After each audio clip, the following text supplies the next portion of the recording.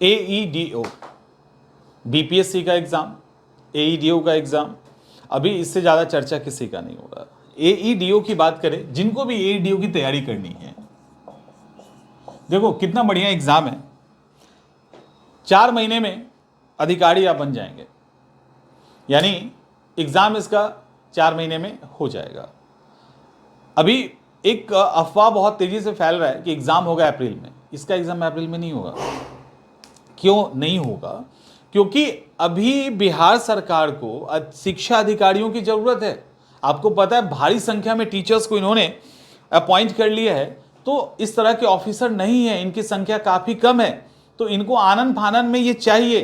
तो आपका एग्जाम भी होगा जल्दी और रिजल्ट भी आएगा जल्दी। और ये एक ऐसा एग्जाम है जहां अधिकारी भी बनते हो, एग्जाम भी एक ही देना है, कोई झंझट ही नहीं। एग्जाम दिया, रिजल्ट, कहानी खत्म, ज्वाइन, इतना ही तो है। अब इस प्रोसेस में जो आपके लिए, मतलब इस प्रोसेस में, इस तैयारी में 2 चीज़ों से बचना है। एक तो किसी भी अफवाह पे ध्यान मत दो, कोई भी र्यूमर पे ध्यान नहीं देना है, और दूसरा आपका सिलेबस। जो भी AEDO की तैयारी करना चाहते हैं, क्वालिफाइंग पेपर को अभी हम रहने देते हैं साइड में, तो उनका पेपर GS पेपर में, मैथ में और रीजनिंग में, यही है ना, डिवाइड होगा। सवाल है इन तीनों की तैयारी कैसे करें। किसी को हम छोड़ नहीं सकते, किसी को नहीं छोड़ सकते हैं, तीनों को तैयार करना है। अब सवाल है इन तीनों की तैयारी हम करें कैसे। देखिए, GS के अंदर तो आप आराम से सब्जेक्ट वाइज चलेंगे। आपने मॉडर्न हिस्ट्री उठाया, ज्योग्राफी उठाया, पॉलिटी उठाया, सब्जेक्ट वाइज चलेंगे और उसको एक एक करके आप समाप्त करते चलेंगे। मैथ और रीजनिंग में सब्जेक्ट वाइज आपको नहीं चलना है, टॉपिक वाइज चलना है।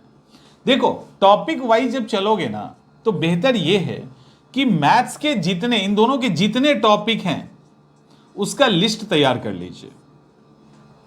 लिस्ट तैयार करो। देखो, कुछ चीजें करोगे ना तो चीजें आसान हो जाएगी। 4 महीने में आप वो काम कर लेंगे। तो टॉपिक वाइज में आप क्या करिए, पूरा लिस्ट तैयार कर लीजिए। रीजनिंग में कौन कौन छोटा बड़ा सारा तैयार कर लो, मैथ्स में सारा तैयार कर लो, जैसे LCM है, HCF है, सिंपल इंटरेस्ट है, कंपाउंड इंटरेस्ट है, ऐसे करके जो टॉपिक है ना, वो सारे टॉपिक नोट डाउन कर लीजिए। आप में से पूछेंगे नहीं किताब में तो है सर, मुझे याद है, नहीं, नोट डाउन करिए कि आपको AEDO के लिए इतने टॉपिक तैयार करने, अलग से नोट डाउन करो। उसी तरह से GS के चैप्टर्स को नोट डाउन कीजिए। नोट डाउन करने में 1-2 दिन लग सकता है, वो अगर 1-2 दिन आपने लगा दिया तो आपका कई महीना बच सकता है। और ये अभी आपको समझ में नहीं आएगा, ये आसान बात नहीं है, करके देख लो, तब समझ में आ जाएगा कि आप बहुत कम समय में भी बहुत बैलेंस तैयारी कर सकते हैं और एक शानदार रिजल्ट ले सकते हैं। लेकिन इतने कम समय में तैयारी करने के लिए प्लान जरूरी है। हो सकता है आप में से बहुत बच्चों का मैथ रीजनिंग वीक होगा, कमजोर होगा, वो डर रहे होंगे। कमजोर है और अगर आप एग्जाम देना चाहते हैं, डरने की जरूरत नहीं है। आपको हमने बताया ना, टॉपिक लिस्ट तैयार कीजिए। सबसे पहले आपका आधा काम टॉपिक लिस्ट तैयार करने के साथ खत्म हो जाएगा, और बाकी जो बचेगा तो हम लोग CIA के प्लेटफॉर्म पे ऑलरेडी क्लासेज स्टार्ट कर चुके हैं। टॉपिक वाइज आपका मैथ और रीजनिंग समाप्त हो जाएगा वहां पे। टॉपिक वाइज हम लोग समाप्त करेंगे, क्वेश्चन पे भी प्रैक्टिस करवा रहे हैं, तो आपका सबसे बड़ा हर्डल तो यहीं खत्म हो जाएगा। GS तो सोचना ही नहीं है, उसके लिए सोचने की जरूरत ही नहीं है, ठीक है। तो मैथ्स और रीजनिंग के अंदर जो आप लोगों को डर लग रहा है, तो वो टॉपिक वाइज हम लोग क्वेश्चन पे ही समाप्त करेंगे, सारा कॉन्सेप्ट के साथ। तो ये तो हो गया GS। अब यहां पे सवाल है कि उस लिस्ट को आप तैयार करो। हर टॉपिक को 1 से 2 दिन दीजिए।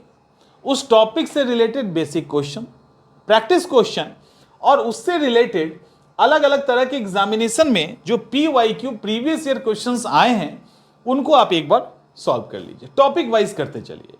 इसमें आपको जहां दिक्कत होती है क्वेश्चन में, उसको नोट कर लो अलग से, और जो आपके टीचर हैं जिनसे आप जुड़े हैं उनसे पूछ लीजिए।